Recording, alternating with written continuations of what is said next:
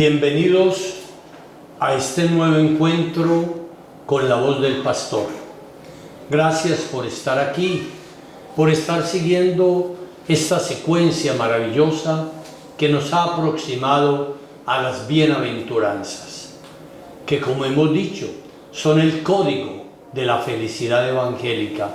Son las actitudes que encarnó primero nuestro Señor Jesucristo y que obviamente le permitieron ser el hombre más feliz que ha pasado por la tierra, pero que al mismo tiempo ha querido ser nuestro maestro en el camino de la felicidad.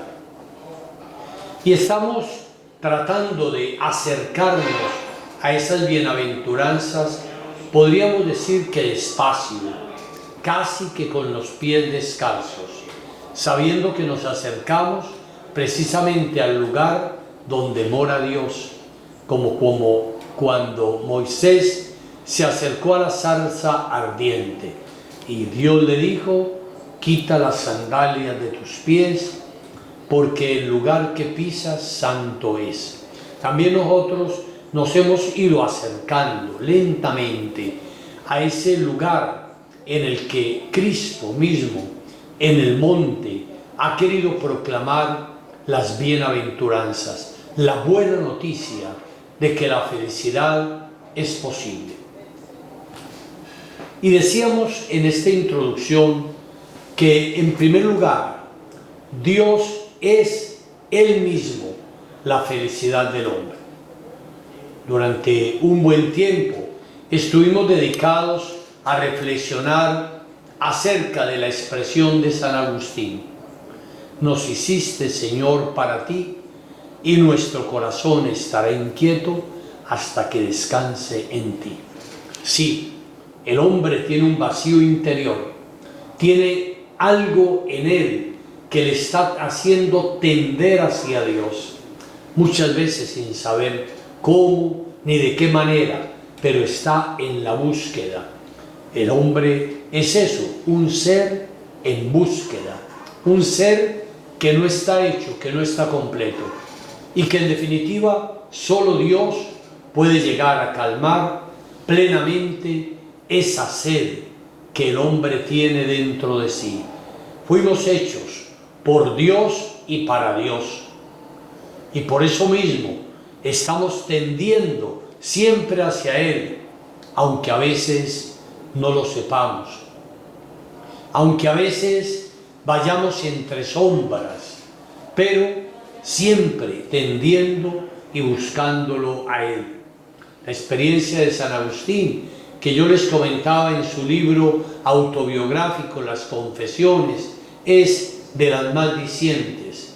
Un hombre en búsqueda, buscaba en la sabiduría, buscaba en los placeres, buscaba por todos los medios, hasta que al fin encontró al Señor y dijo esa otra gran frase que ya les he citado: tarde te encontré, hermosura tan antigua y tan nueva, tarde te encontré, porque te buscaba lejos y estabas muy dentro de mí.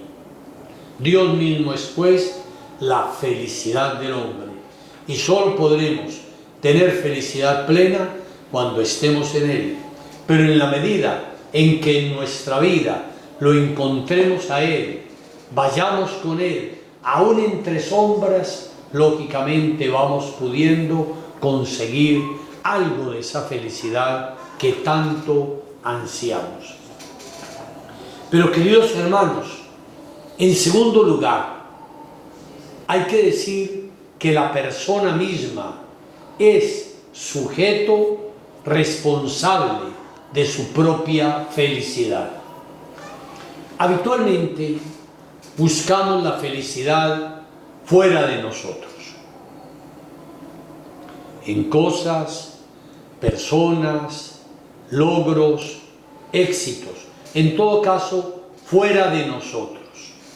Y lógicamente, cuando estamos buscando la felicidad fuera de nosotros, tenemos siempre a quién culpar, porque no nos brinda esa felicidad que nosotros estamos buscando fuera.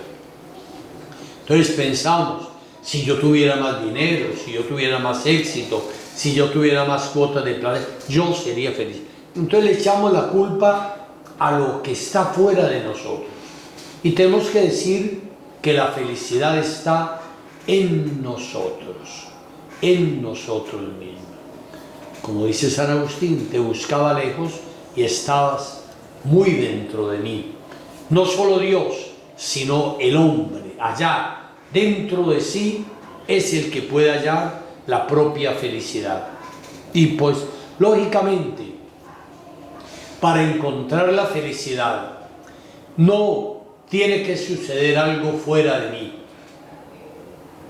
que yo consiga esto o aquello, como lo dicen los medios de comunicación. No, tiene que suceder algo dentro de mí, que me lleve a tener paz conmigo mismo, que me lleve a estar contento conmigo mismo, que me lleve a amarme a mí mismo, como lo dice el Señor en el Evangelio: amarás a tu prójimo como a ti mismo.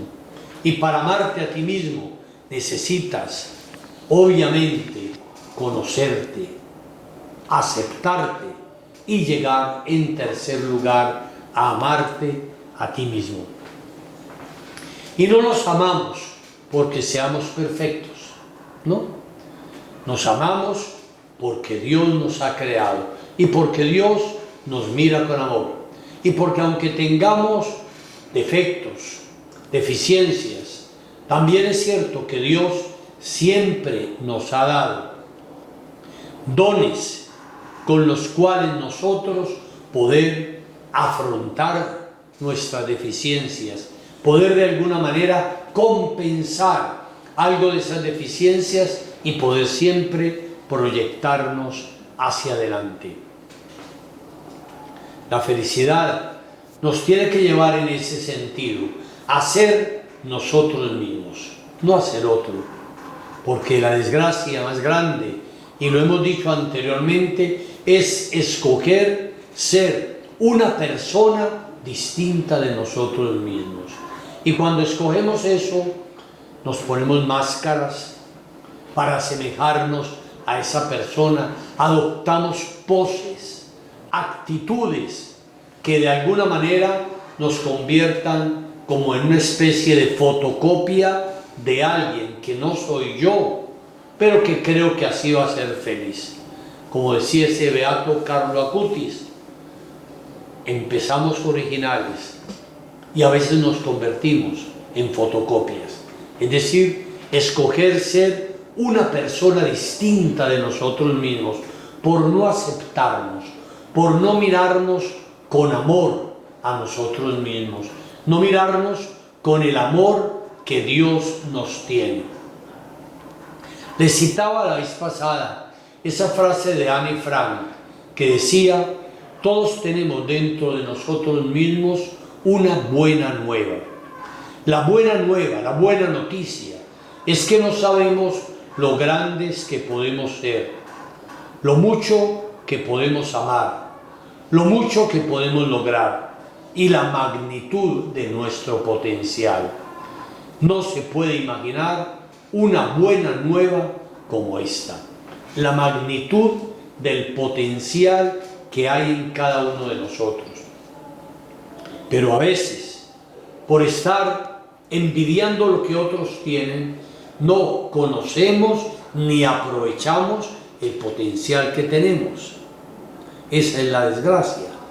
Ya les citaba la frase del jesuita psicólogo Jiménez Cadena, que decía que la tarea del hombre en la vida es ser uno mismo, nada más que uno mismo y totalmente uno mismo.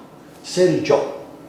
Me miro a mí mismo, me miro con amor, puedo conocer mis cualidades y también mis deficiencias y ver de qué manera mis cualidades pueden compensar esas deficiencias que tenemos todos los seres humanos, porque somos falibles, somos imperfectos, somos hombres, no ser dioses.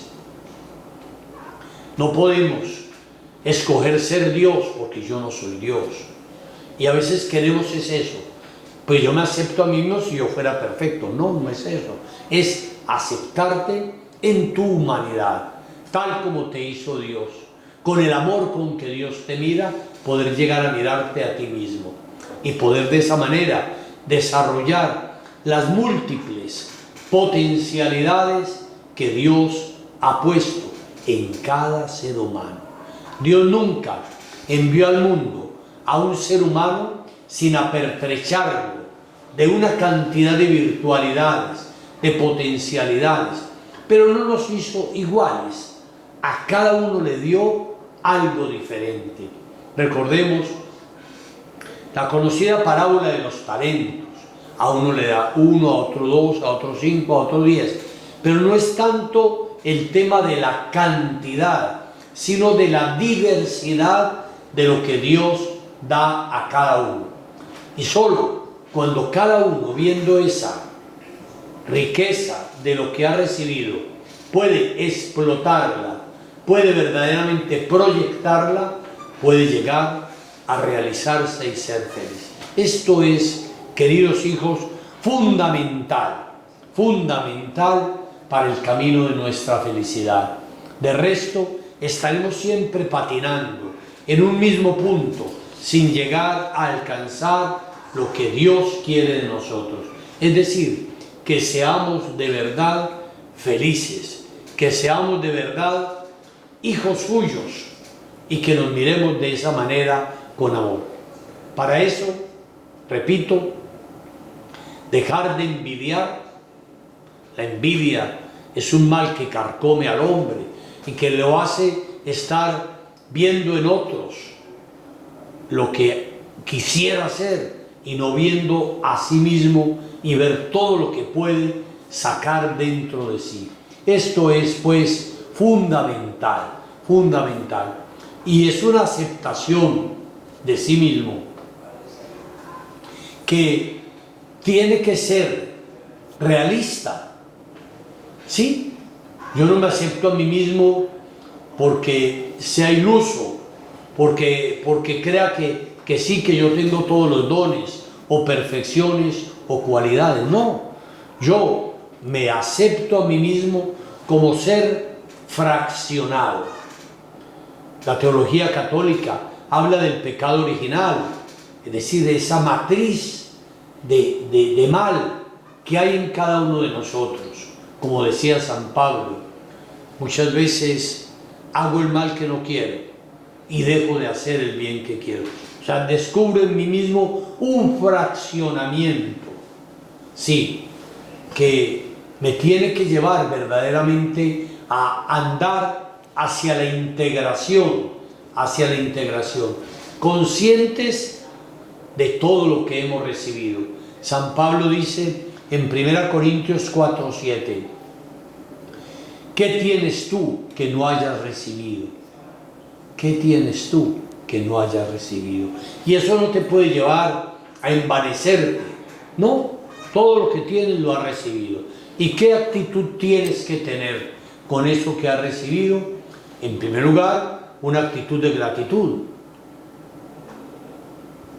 Si yo tengo este o aquel don, tengo que ser agradecido, valorar lo que he recibido, y eso hace que brote en mí toda una carga de felicidad. Pero al mismo tiempo me hace humilde. Son las dos cualidades, gratitud y humildad. La humildad, porque yo no me he merecido nada, todo lo he recibido, pero la gratitud, porque todo lo he recibido de Dios. Les invito mucho a reflexionar esa expresión de 1 Corintios 4:7. ¿Qué tienes tú que no hayas recibido? Y si lo has recibido, ¿de qué puedes presumir? Como si no lo hubieras recibido. No. Agradécelo, sé humilde, porque esos dones fueron dados sin que tú lo merecieras, pero se te dan en favor de los demás. El proceso de autoaceptación y de amor a sí mismo conducen a asumir la plena responsabilidad sobre la propia vida y todas sus acciones. Este es un paso decisivo hacia la madurez humana y hacia la felicidad. Por eso hemos de despojarnos de esa tendencia de culpar a otros, a los demás, de las propias reacciones o de la propia situación que se vive. Un ejemplo bien sencillo, queridos hijos. A veces le decimos a una persona, me hiciste poner bravo. No, nadie te hace poner bravo. Eres tú el que decides ponerte bravo. Pueden haber situaciones externas, pero en definitiva la decisión la tomas tú. O te pones bravo, o puedes asumir esa situación con otra reacción más positiva.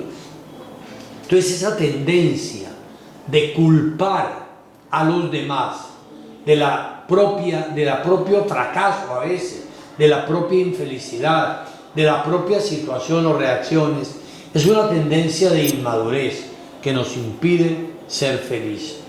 Podemos decir que el crecimiento de una persona comienza cuando la acusación a lo que está fuera de él termina. Cuando yo dejo de estar buscando culpables, de mi fracaso, de mi ruina, de mi infelicidad, etcétera, etcétera, cuando yo dejo de estar buscando culpables y me miro a mí mismo, empiezo a crecer. Porque sí, hay una tendencia muy frecuente a estar buscando culpables para todos. Yo recuerdo hace un tiempo que entré a un almacén en un centro comercial donde vendían unas tablillitas con diferentes mensajes y me llamó mucho la atención un mensaje que vi en una de esas tablillitas. Decía nomás esto: se busca a quién echarle la culpa. Se busca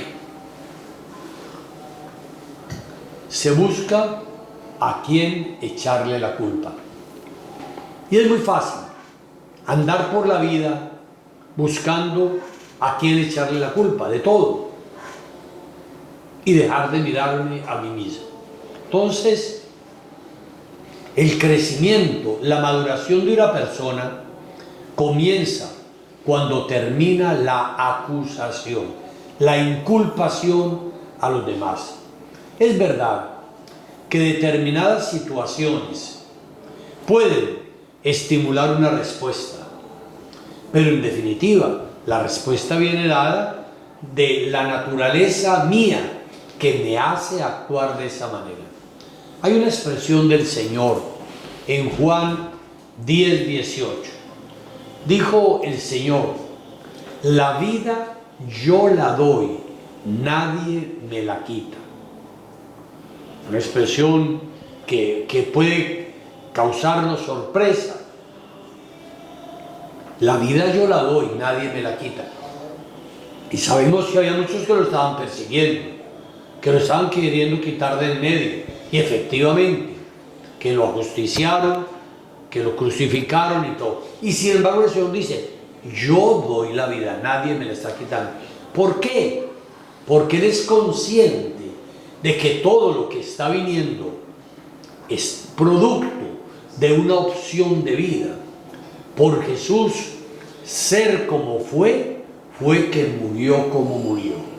Por haber actuado de esa manera, optando radicalmente por el Padre Celestial, por haberse entregado al servicio de los más necesitados, descalificados de esa sociedad, por su coherencia y radicalidad. Él es consciente de que por ser como es que tiene que entregar la vida.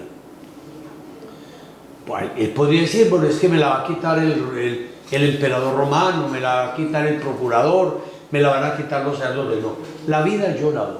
O sea, es consciente, estoy dando la vida. Esa es la prueba máxima de la madurez de Jesús. No buscó culpables, no buscó. Aun cuando en la cruz pidió perdón, recuerden lo que dijo: Padre, perdónales porque no saben lo que hacen. Él era consciente de que Él se estaba ganando eso, la condena a muerte, por ser como era, por actuar como actuaba, por ser radical en su aceptación de la voluntad del Padre, por llevar a cabo la obra de la salvación de los hombres, en contra, obviamente, de las acechanzas del demonio que rondaba por toda parte. Uno es el que da la vida. Uno es el que da la vida. Y esta fue la expresión suprema de Jesús, con la que indica la responsabilidad sobre su propia vida y sobre el desenlace que encontró. El crecimiento ve la vida como un proceso, durante el cual los talentos se van desarrollando gradualmente. Es claro que no somos totalmente libres, que estamos condicionados, pero también es claro que tenemos la posibilidad de cambiar la programación. Pues si bien no somos dueños del todo de lo que han hecho con nosotros, siempre seremos libres para ver lo que vamos a hacer con lo que han hecho con nosotros. Explico esta expresión. A veces hay la tendencia a echarle la culpa al hogar, a los padres, de muchas de las situaciones que uno vive en la vida adulta. Y bueno, es cierto que uno ha tenido un hogar con cosas muy buenas y también con limitaciones, eso nadie lo va a decir. Nuestro hogar no fue como el hogar de la Sagrada Familia de Nazaret. Todos en nuestros hogares hemos conocido problemas, sufrimientos, todo eso es verdad. Entonces yo, lo mismo, en cuanto a los dones o cualidades que yo tengo. Entonces, lo que yo soy libre es para ver qué hago con lo que han hecho de mí. Punto. ¿Qué hago con lo que han hecho de mí? Es decir, con lo que han hecho de mí, yo puedo ser un gran hombre. ¿Cuántos grandes científicos han provenido de familias humildes? Pensemos en nuestro país, ese gran presidente que fue Marco Fidel Suárez, que era hijo de una lavandera. O sea, podríamos decir, humanamente no había ahí nada que pudiera decir de aquí puede salir un presidente. Y sin embargo, él se encargó de estudiar, de trabajar y de salir adelante. Por eso, no soy dueño de lo que han hecho de mí. No, de eso no soy dueño, ni lo puedo cambiar. Yo no puedo cambiar a mis papás, yo no puedo cambiar mi familia, no lo puedo cambiar. Más aún muchas partes de la propia constitución orgánica no los puedo cambiar. Habrá unos detalles que puedo mejorar, lo que sea, aunque hoy pues obviamente pues realmente hay tantas operaciones de cirugía estética y todo eso, pero sustancialmente hay muchas cosas que están ahí. Sin embargo, ¿qué voy a hacer yo con lo que han hecho de mí? Con lo que la vida ha hecho de mí, con lo que mi familia ha hecho de mí, etcétera. ¿Qué voy a hacer yo? ¿Hacia dónde lo voy a orientar? ¿Me voy a quedar victimizando? Pobrecito yo, que a pesar de mí es que todos me han hecho y me victimizo y me hundo en la desgracia. O miro lo que han hecho de mí, veo las posibilidades que hay allí y enruto mi vida hacia un proyecto de felicidad y de realización. Hace 8 días les colocaba el ejemplo de los Juegos Paralímpicos en Tokio. Toda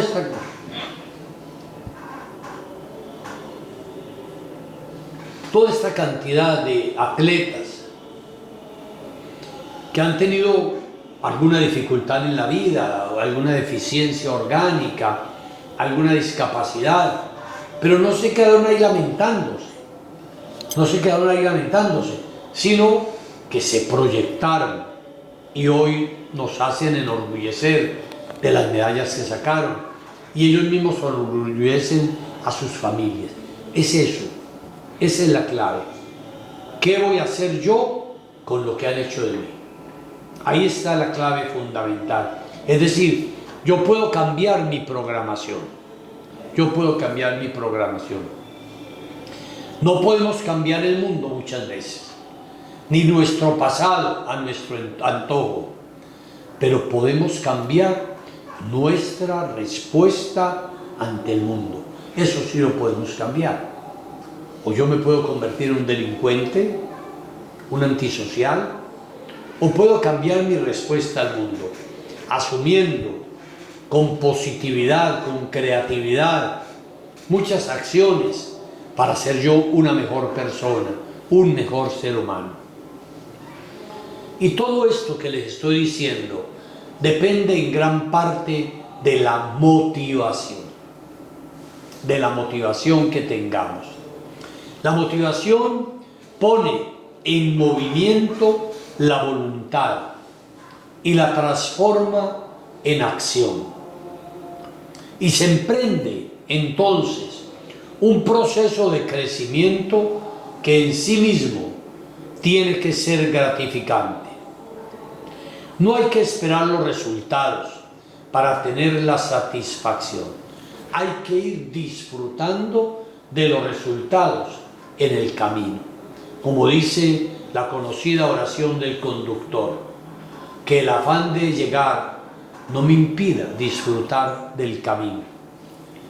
Es decir, es el mismo camino. La motivación va suscitando en cada uno de nosotros realmente unos resultados que podemos ir obteniendo con realismo, por supuesto, partiendo de lo que yo soy, pero también de lo mucho que puedo llegar a ser. El hecho es que, sin importar lo que estemos dispuestos a hacer, o el resultado, o el lugar al que queremos llegar, nuestra preocupación tiene que ser ir disfrutando y valorando cada momento del trayecto. No esperar a terminar el trayecto para ser felices, no, es ir pudiendo disfrutarlo a cada instante. El mismo quehacer y no simplemente los resultados deben ser la fuente básica de la verdadera satisfacción y de la real felicidad.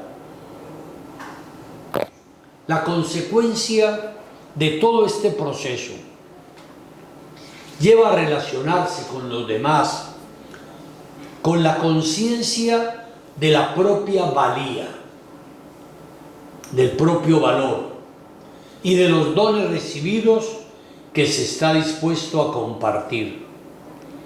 La autoaceptación y responsabilización de la propia vida conducen a unas nuevas y gratificantes relaciones con los demás, pues en ellas se parte de la conciencia de que el mejor regalo que le puedo dar a los demás es mi propio yo.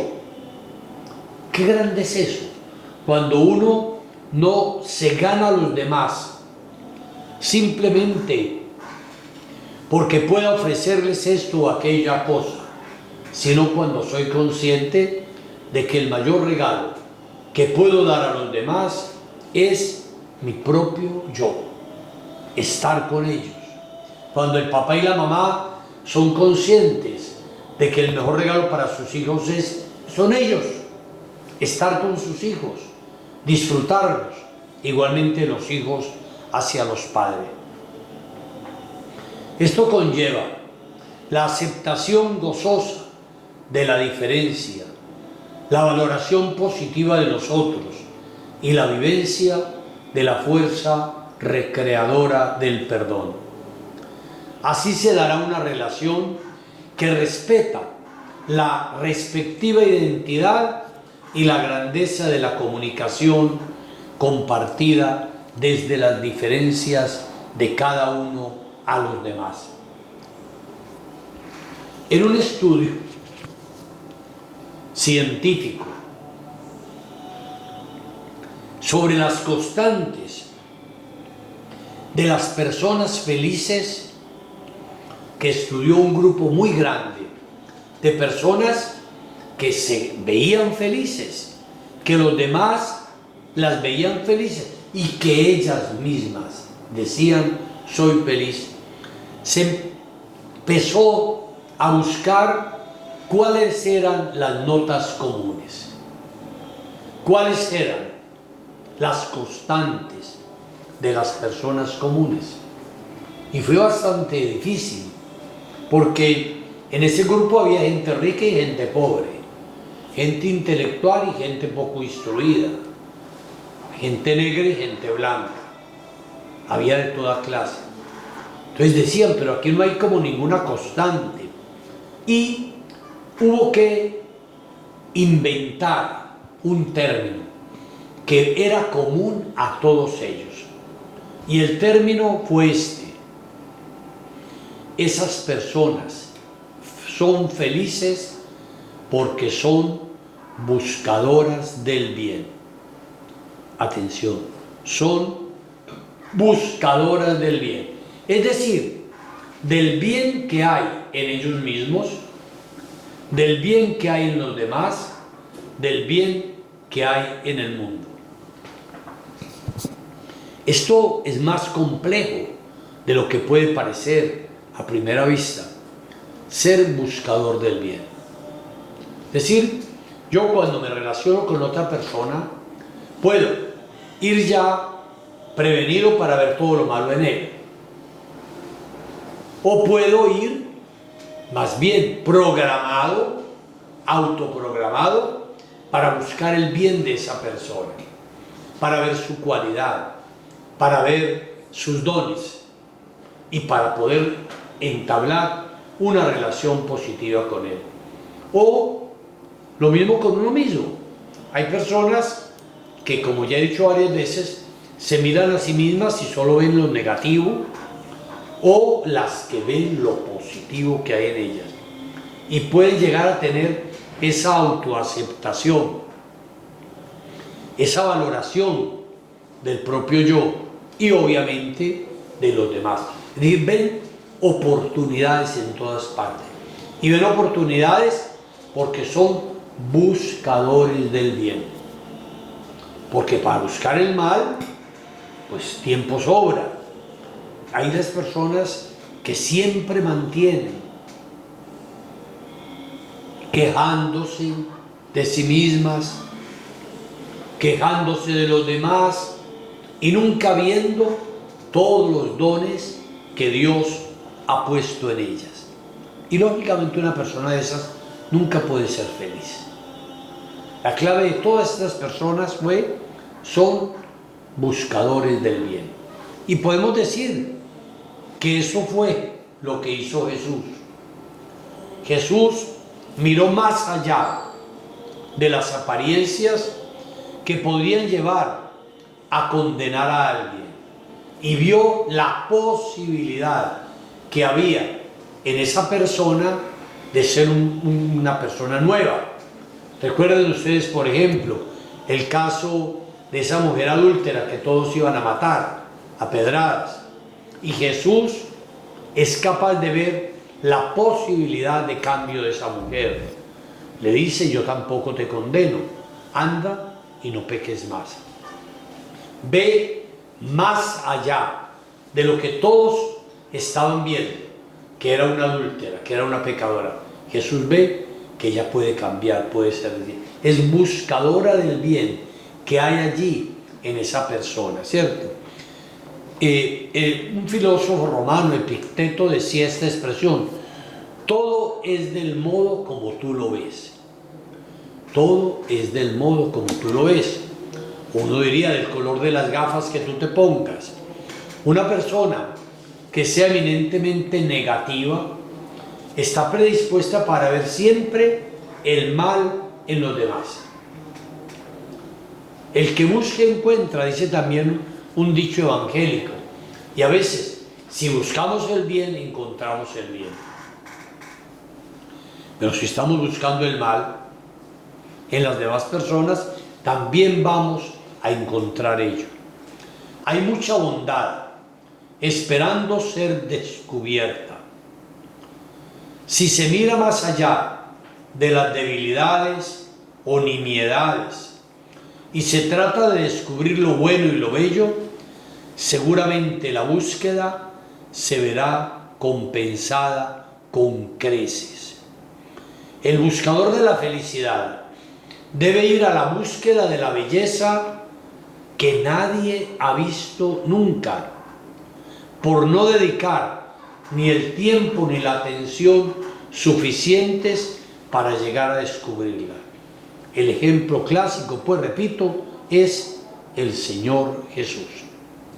El buscador de la verdad, de la bondad, de la belleza, va en busca de lo que nadie ve, de lo que nadie es capaz de ver.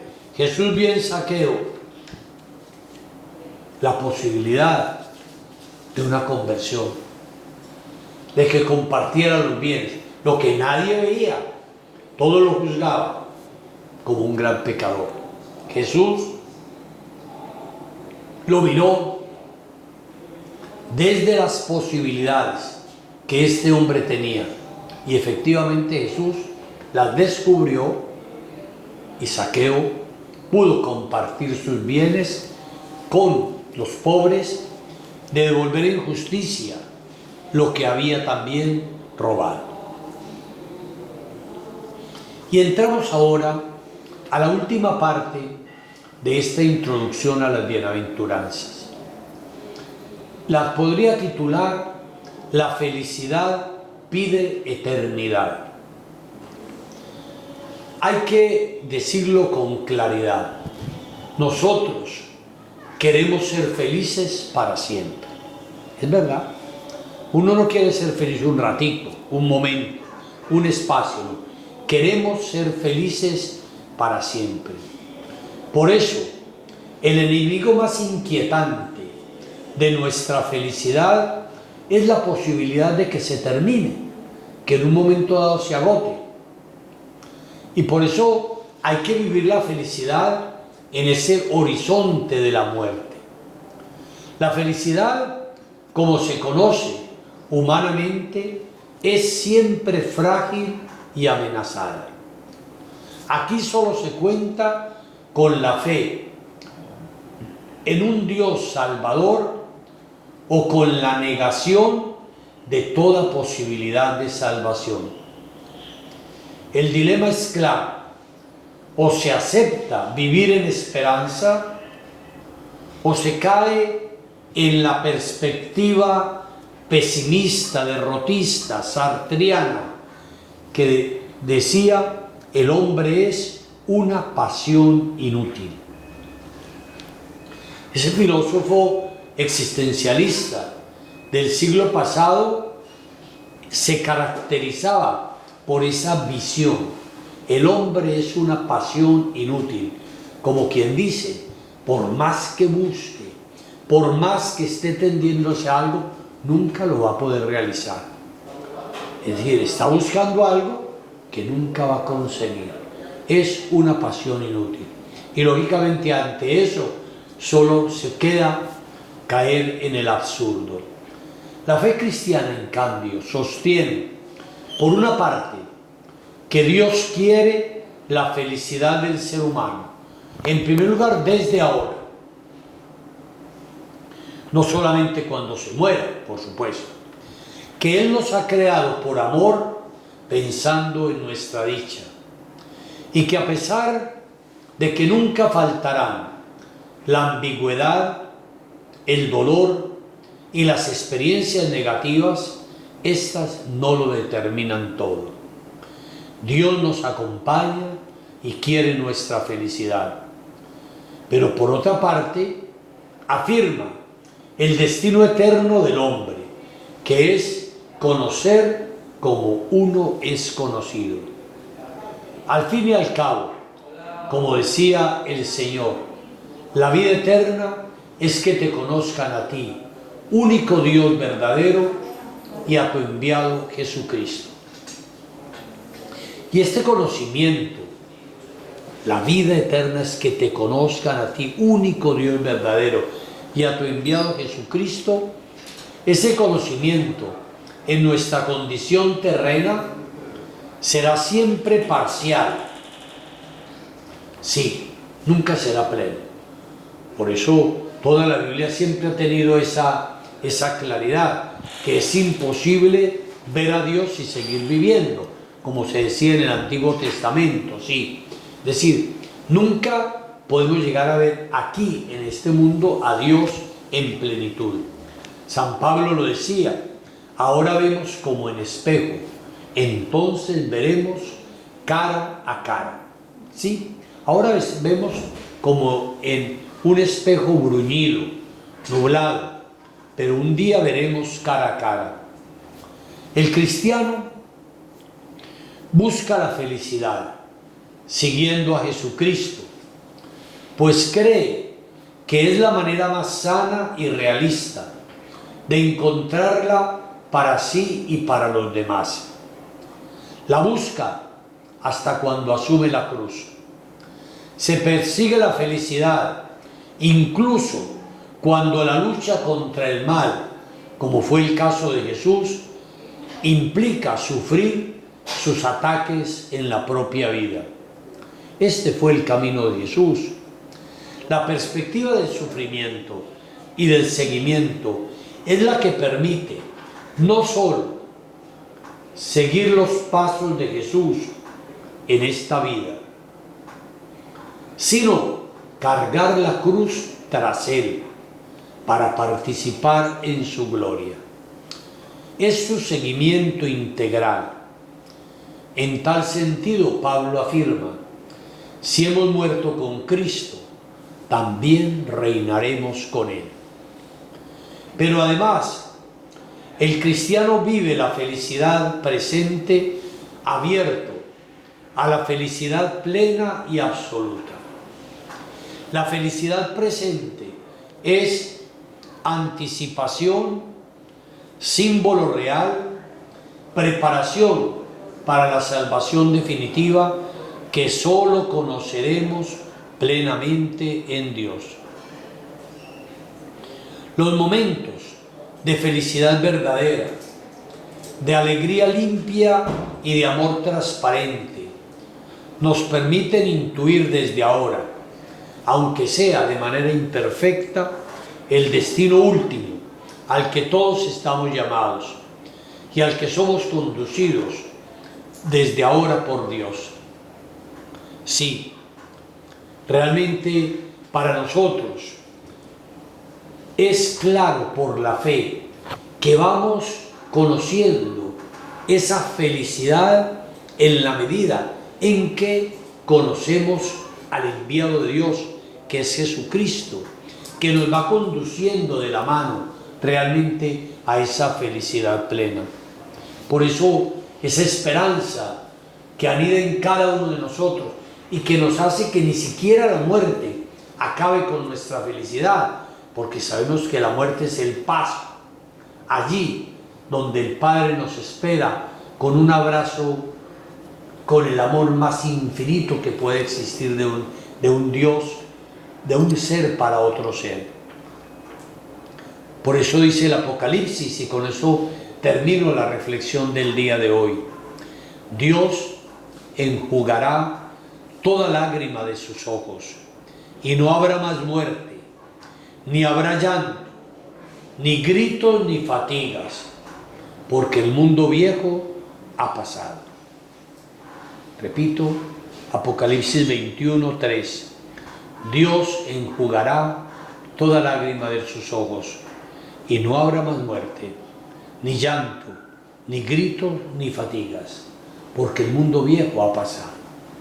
Son pues tres dimensiones que nos van acercando a la felicidad. Primero, Dios mismo, la felicidad del hombre. Segundo, el hombre, sujeto responsable de su propia felicidad.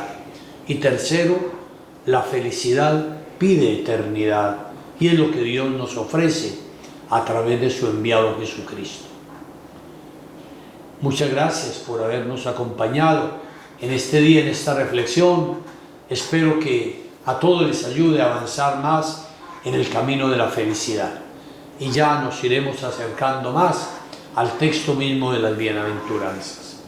Los bendiga Dios Todopoderoso, Padre, Hijo y Espíritu Santo. Amén.